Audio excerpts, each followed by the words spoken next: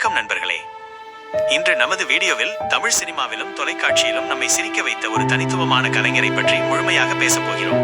ஆம், அது வேறு யாருமல்ல, நகைச்சுவை நடிகர் ரோபோ சங்கர் அவர்கள். ரோபோ சங்கர் அவர்கள் மிகவும் எளிய குடும்பத்தில் பிறந்தவர். சிறு வயதிலேயே தந்தையை இழந்து குடும்ப சுமையை சுமந்தார். பல மன மற்றும் உடல் போராட்டங்களுக்கு பிறகு இன்று நாம் அறிந்த பிரபலமாக உயர்ந்தார். அவருக்கு சிறு வயதிலிருந்தே கமல்ஹாசன் மீது பெரும் பற்று. ரசிகர் மட்டுமல்ல, பக்தர் போலவே வாழ்ந்தார்.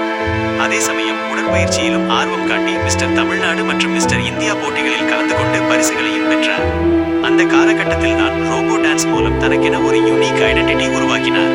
இதுவே அவருக்கு ரோபோ சங்கர் என்ற பெயரை நிலைநாட்டியது.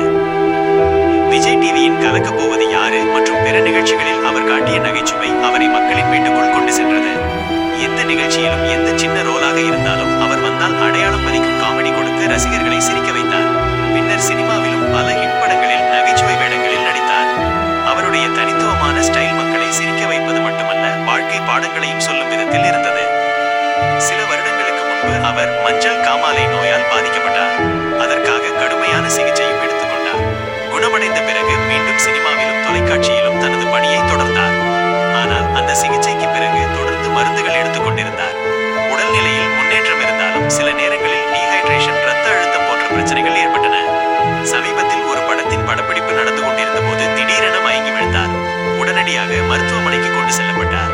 மருத்துவர் பரிசோதனையில் குடல் மற்றும் உள்ளுறுப்பு தொடர்பான பிரச்சனைகள் தெரிய வந்தன. பல சிகிச்சைகள் அளிக்கப்பட்டும் நிலைமை மிகவும் மோசமாகி கடந்த இரவு அவர் உயிரிழந்தார்.